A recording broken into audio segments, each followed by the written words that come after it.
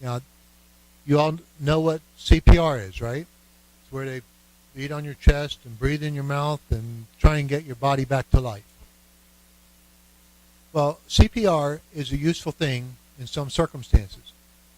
I'm in my mid-50s. To my knowledge, I am perfectly healthy, other than the damage I've done to my body with my adventuresome activities.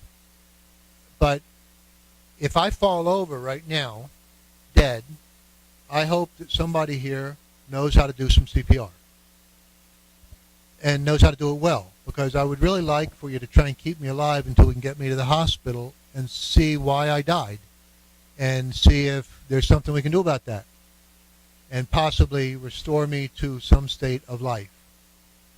But do you know what the likelihood is that if I, in a relatively healthy condition, fall over here, that I'm actually going to leave the hospital alive? It's about 3 to 5%. Now, if I was sick, the numbers start going down. So all comers, the numbers are around 3% of people that leave the hospital alive after an out-of-hospital resuscitation. And that's just alive. It doesn't mean you got a brain. It doesn't mean that you're not impaired markedly by this event. It just means that you're alive. Now, if being alive is the only thing that matters to you and you don't have any issues about quality of life, then by all means, have at it.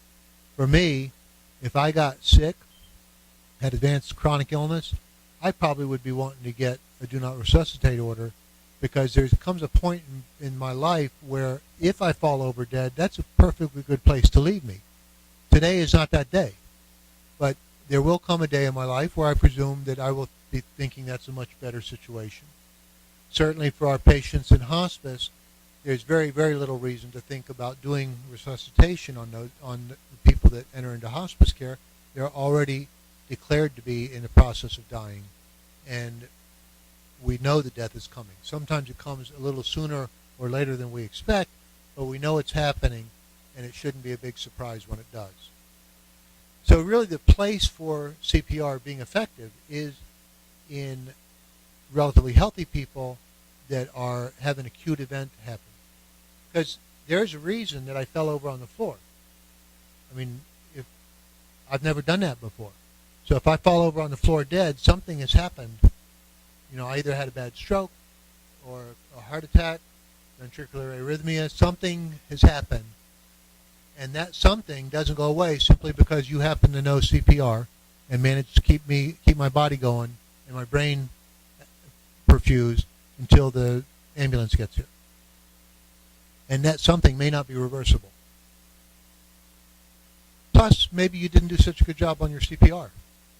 And, maybe my brain didn't get so much blood while we were doing that, didn't get enough oxygen, in which case, no matter what happened there that caused me to fall over, I may not have the degree of brain power that I am interested in having when all is said and done.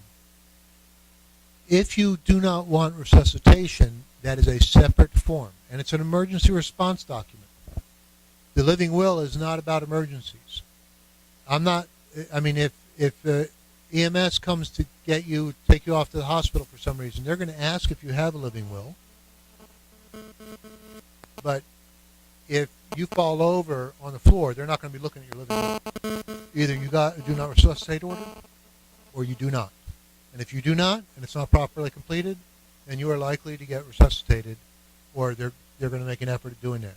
And the only way you're going to stop that is with the do not resuscitate order. Now, the problem with the do not resuscitate order, and we do not have those in your packet because most of you probably shouldn't have them.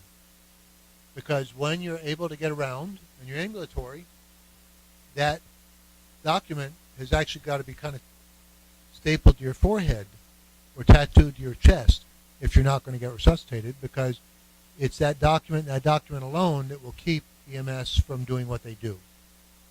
So it is an emergency response document. The people that are concerned about that are the people that are doing emergency interventions to try and get your body back to life.